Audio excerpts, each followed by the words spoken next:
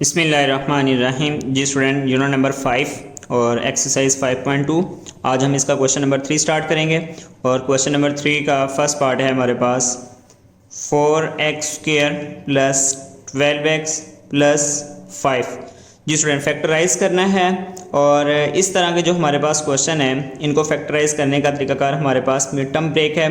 Mid term break करके इस question को हम फैक्टराइज करेंगे मिड टर्म ब्रेक के तरीके से। तो स्टूडेंट, मिड टर्म ब्रेक करने का क्या तरीकाकार है क्वेश्चन नंबर 2 में भी हमने सीखा। तो स्टूडेंट क्या करेंगे, हम ये जो कांस्टेंट टर्म है इस टर्म को हमने एक्स स्क्वायर के साथ जो कोफिशिएंट है उससे मल्टीप्लाई करना होता है। तो स्टूडेंट, अगर हम 5 को जो एक्स स्क्वायर का कोफिशिएंट है 4 है उससे मल्टीप्लाई करें तो हमारे पास आंसर आएगा 5 4 ज़ा 20 और दोनों साइन प्लस के हैं तो प्लस 20। ओके स्टूडेंट, उसके बाद जो हमारे पास यहाँ पर x के साथ कोफिशिएंट है उसको देखना होता है और x के साथ जो हमारे पास कोफिशिएंट है स्टूडेंट वो है हमारे पास 12। ओके स्टूडेंट, हमारे पास दो ऐसे फैक्टर होने चाहिए कि जब उनको मल्टीप्लाई किया जाए तो हमारे पास 20 आए और उन दो फैक्टर्स को अगर हम प्लस माइनस करते हैं तो हमारे पास ये 12 आंसर आना चाहिए। तो स्टूडेंट, इसका क्या तरीकाकार हमने सीखा कि हम ये जो 20 है इसको फैक्टराइज करेंगे। इन दो फैक्टर्स को मल्टीप्लाई करने के साथ जो हमारे पास आंसर आता है 20 यहाँ पर उसको हम फैक्टराइज करेंगे तो हमारे पास आएगा 2 1 ज़ा 2 और ये 0 एज इट इज़, 2 5 ज़ा 10 एंड 5 1 ज़ा 5।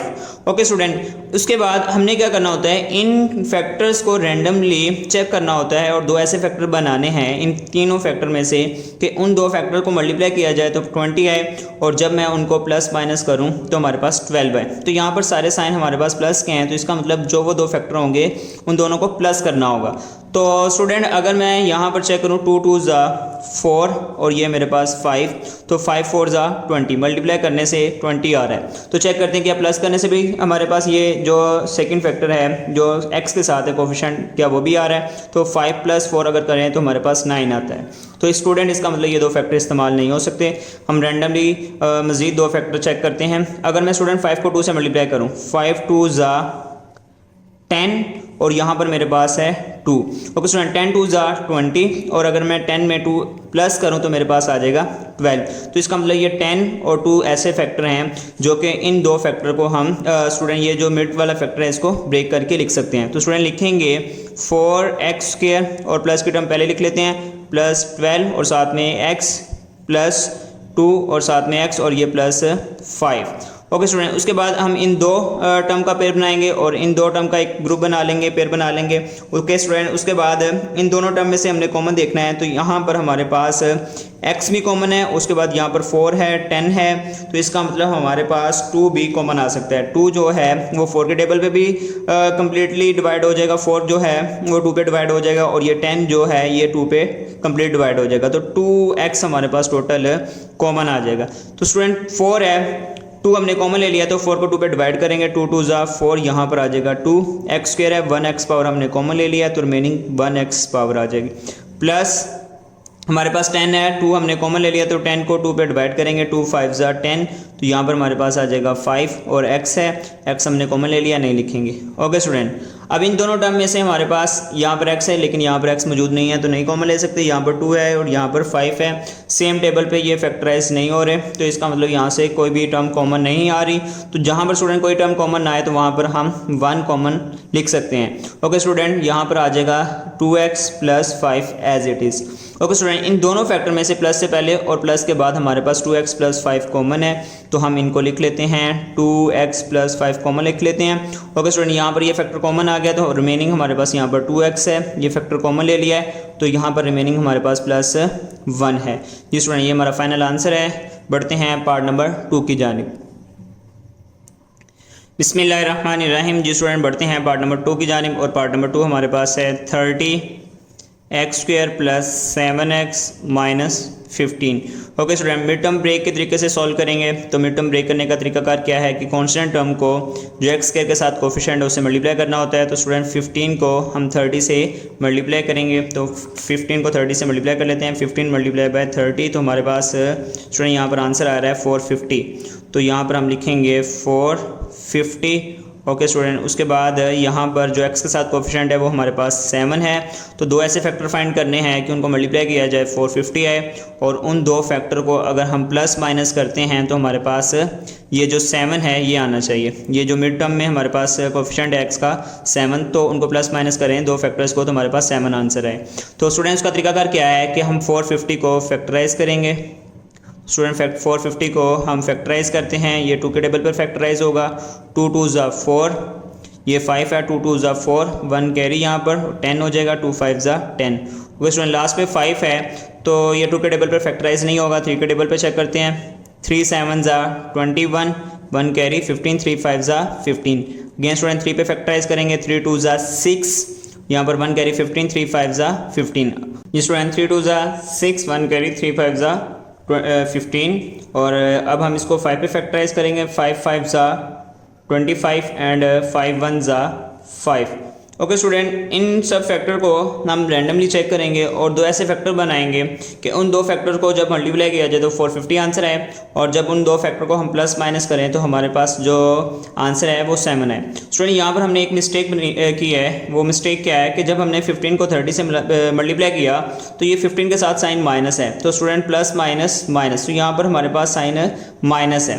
तो स्टूडेंट मल्टीप्लाई करने से उन फैक्टर को हमारे पास माइनस 450 आना चाहिए, और जब प्लस माइनस करें तो हमारे पास प्लस का 7 आना चाहिए। ओके स्टूडेंट, इन दो फैक्टर को रैंडमली इन फैक्टर में से दो फैक्टर बनाते हैं रैंडमली, और हम चेक करते हैं। अगर स्टूडेंट मैं 2 को 3 से मल्टीप्लाई करूं तो 2 3 ज़ा 6 और 6 3 ज़ा 18, और अगर मैं 18 को स्टूडेंट यहाँ पर 5 से मल्टीप्लाई करूँ तो 18 को 5 से मल्टीप्लाई करते हैं, 18 मल्टीप्लाई बाय 5 तो हमारे पास आंसर आएगा 90। यहाँ पर हमारे पास 5 है, और स्टूडेंट अगर 90 को हम 5 से मल्टीप्लाई करते हैं तो हमारे पास 90 मल्टीप्लाई बाय 5 आंसर 450 आ रहा है। और क्या 90 और 5 को प्लस माइनस करने से स्टूडेंट हमारे पास आंसर 7 आएगा? तो स्टूडेंट यहाँ पर हमारे पास 7 आंसर नहीं आएगा। 90 में 5 ऐड करेंगे तो ये 95 हो जाएगा, और 90 में से अगर हम 5 माइनस करते हैं तो हमारे पास 85 आएगा। तो इसका मतलब ये फैक्टर हमारे पास यूज़ नहीं होंगे। तो स्टूडेंट रैंडमली हम कोई सी और दो फैक्टर चेक करते हैं।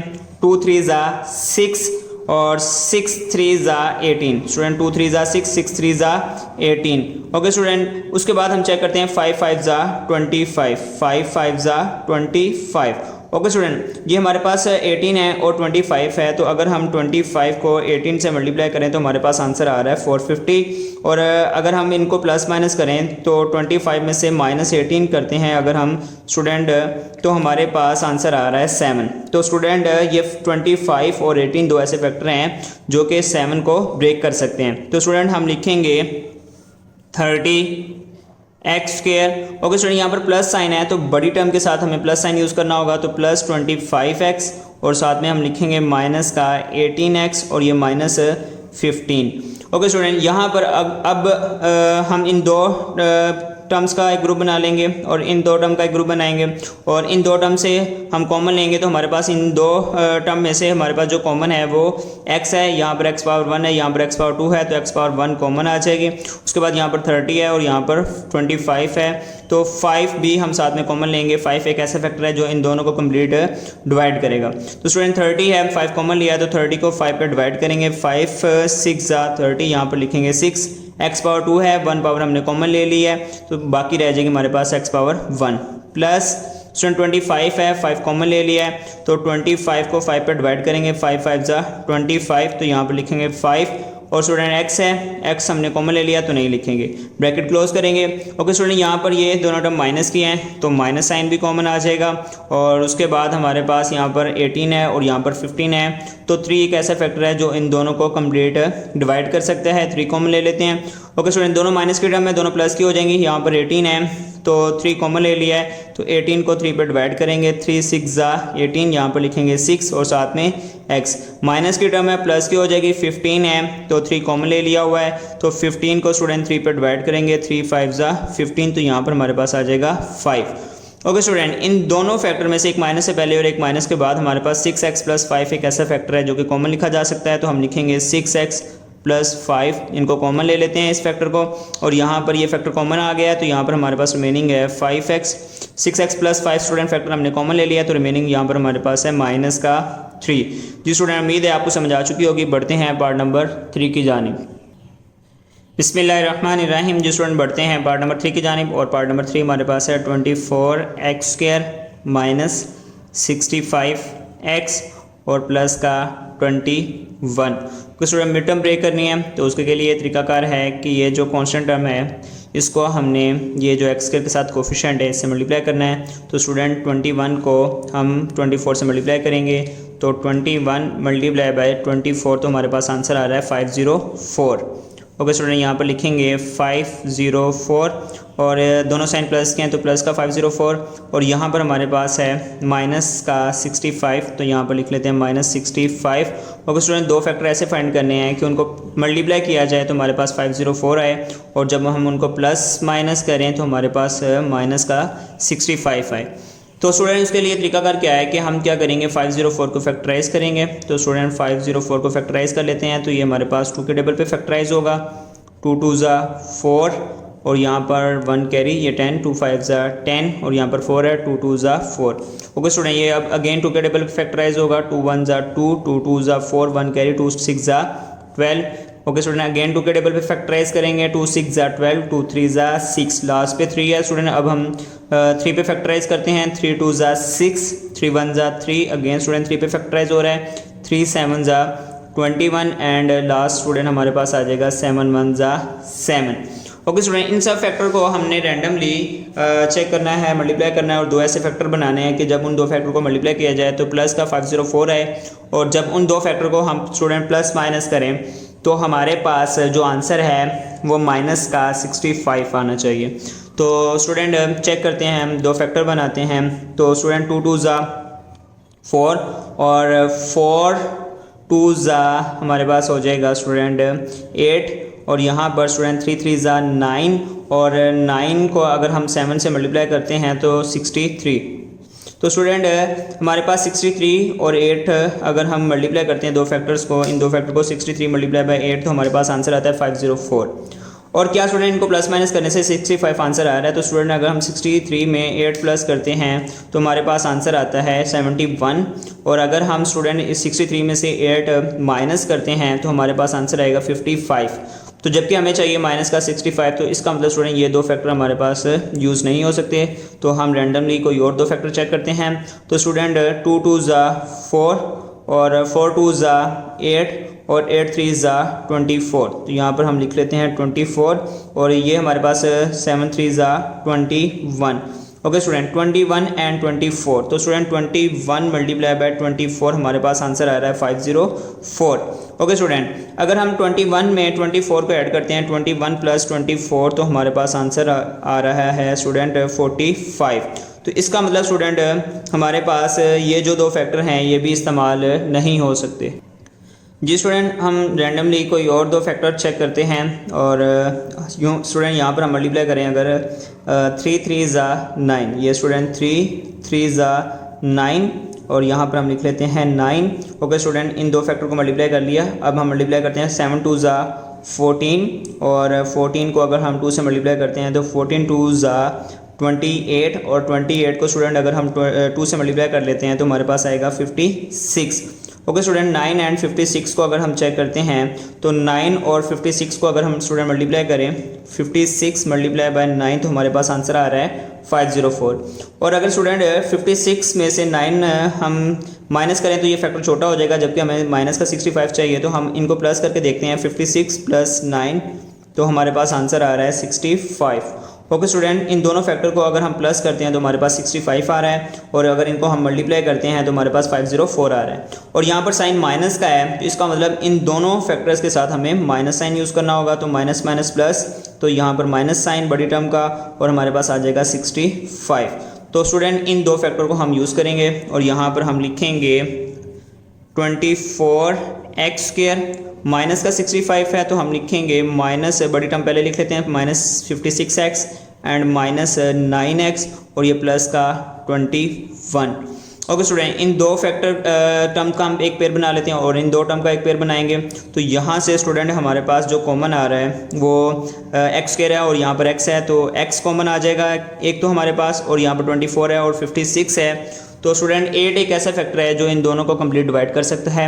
इसके अलावा स्टूडेंट हमारे पास यहाँ पर 2 भी कॉमन आ सकता है, और लेकिन 2 को हम कॉमन नहीं यहाँ से लेंगे, क्योंकि 2 कॉमन लेंगे तो मज़ीद हमारे पास जो टर्म आएंगे उनमें से अगेन हमारे पास कोई टर्म कॉमन आ सकती है। तो हमने एक ऐसी टर्म कॉमन लेनी है कि उसके बाद रिमेनिंग हमारे पास कोई भी टर्म कॉमन ना आए। तो स्टूडेंट 8 एक ऐसा फैक्टर है जो इनको कंप्लीट डिवाइड करता है। तो हम 8 को कॉमन लेते हैं यहाँ पर, तो यहाँ पर हमारे पास 24 है, 8 कॉमन ले लिया है, तो 24 को 8 पे डिवाइड करते हैं। तो स्टूडेंट हमारे पास आएगा 8 3 ज़ा 24, 3 x पावर 2 है, 1 पावर कॉमन ले लिया, तो रिमेनिंग रह जाएगी x पावर 1। यहाँ पर लिखेंगे माइनस 56 है, तो स्टूडेंट 56 को हम 8 पे डिवाइड करते हैं, तो 8 7 ज़ा 56, तो यहाँ पर लिखेंगे 7। x है, x कॉमन ले लिया तो नहीं लिखेंगे, ब्रैकेट क्लोज। स्टूडेंट फर्स्ट हम माइनस किए यहाँ पर, तो माइनस भी कॉमन आ जाएगा। उसके बाद स्टूडेंट यहाँ पर 9 है और यहाँ पर 21 है, तो 3 एक फैक्टर ऐसा है जो इनको कंप्लीट डिवाइड करेगा। 3 कॉमन ले लेते हैं, और यहाँ पर 9 है, तो 9 को 3 पे डिवाइड करेंगे, 3 3 ज़ा 9, यहाँ पर 3 आ जाएगा। प्लस की टर्म है, माइनस कॉमन ले लिया है, तो माइनस की टर्म हो जाएगी 21 है, तो स्टूडेंट 21 को हम 3 पे डिवाइड करेंगे, 3 7 ज़ा 21, तो यहाँ पर आ जाएगा 7। ओके स्टूडेंट, माइनस से पहले एक फैक्टर है और एक माइनस के बाद फैक्टर है, तो इन दोनों फैक्टर में से हमारे पास 3x - 7 जो फैक्टर है वो कॉमन आएगा। तो स्टूडेंट सॉरी, यहाँ पर हमने x भी लिखना था, यहाँ पर x भी पुट करेंगे, तो 3x - 7 एक ऐसा फैक्टर है जो कॉमन आएगा, तो हम लिखेंगे 3x - 7। और स्टूडेंट ये हमने फैक्टर कॉमन ले लिया, यहाँ पर रिमेनिंग है 8x, 3x - 7 कॉमन ले लिया, तो यहाँ पर रिमेनिंग हमारे पास है 3। जी स्टूडेंट, उम्मीद है आपको समझ आ चुकी होगी। बढ़ते हैं पार्ट नंबर 4 की जानिब। बिस्मिल्लाहिर्रहमानिर्रहीम। जी स्टूडेंट, बढ़ते हैं पार्ट नंबर 4 की जानिब, और पार्ट नंबर 4 हमारे पास है 5x² माइनस का 16x और माइनस का 21। जी स्टूडेंट, हमने इसको फैक्टराइज करना है मिड टर्म ब्रेक के तरीके से। तो मिड टर्म ब्रेक करने का तरीकाकार है कि ये जो हमारे पास कांस्टेंट टर्म है इसको x के साथ जो कोफिशिएंट है उससे मल्टीप्लाई करेंगे। स्टूडेंट 21 को 5 से मल्टीप्लाई कर लेते हैं, तो 21 मल्टीप्लाई बाय 5, 5 1 ज़ा 5, और यहाँ पर 5 2 ज़ा 10, 105। तो उसके बाद स्टूडेंट प्लस माइनस माइनस का 105 आएगा, और यहाँ पर जो x के साथ कोफिशिएंट है वो -16 है। तो 2 फैक्टर ऐसे फाइंड करने हैं स्टूडेंट हमने कि उनको मल्टीप्लाई किया जाए तो 105 माइनस का है, और जब उनको प्लस माइनस किया जाए तो माइनस का हमारे पास 16 आना चाहिए। तो स्टूडेंट उसके लिए हम क्या करेंगे, 105 को फैक्टराइज करेंगे। तो स्टूडेंट 105 को फैक्टराइज कर लेते हैं। यहाँ पर ये लास्ट पे 5 है, 2 के टेबल पे फैक्टराइज नहीं होगा। हम 3 के टेबल पर चेक करते हैं, 3 3 ज़ा 9, यहाँ पर 1 कैरी 15, 3 5 ज़ा 15। अगेन स्टूडेंट लास्ट पे 5 है, 3 के टेबल पे ये अब फैक्टराइज नहीं होगा, तो इसको 5 पे चेक कर लेते हैं। 5 7 ज़ा 35 एंड 7 1 ज़ा 7। ओके स्टूडेंट, यहाँ पर हमारे पास ये 3 फैक्टर हैं। इन 3 फैक्टर में से 2 फैक्टर हमने बनाने हैं, इनको मल्टीप्लाई करें तो 105 आए, और जब उनको प्लस माइनस किया जाए तो माइनस का हमारे पास 16 आना चाहिए। ओके स्टूडेंट, यहाँ पर हम फैक्टर बनाते हैं, और हमारे पास फैक्टर है 7 3 ज़ा 21, और यहाँ पर हमारे पास है 5। ओके स्टूडेंट, अगर 21 को 5 से मल्टीप्लाई करेंगे तो हमारे पास 105 आएगा, और 21 से अगर स्टूडेंट हम 5 को माइनस करते हैं तो हमारे पास 16 आएगा। अब यहाँ पर साइन भी है, तो हम चेक कर लेते हैं कि 21 और 5 के साथ कौन सा साइन यूज़ करें। तो स्टूडेंट यहाँ पर बड़ी टर्म माइनस किया है, तो हम जो यहाँ पर ये मिड टर्म है हमारे पास, ये x के साथ जो कोफिशिएंट है ये हमारे पास माइनस की टर्म है। तो इसका मतलब जो हमारे पास फैक्टर हैं उनमें से जो बड़ा फैक्टर है, जो बड़ी टर्म है, उसके साथ हम साइन माइनस यूज़ करेंगे। तो स्टूडेंट हम लिखते हैं 5x² माइनस का 21x और प्लस का 5x और यहाँ पर -21।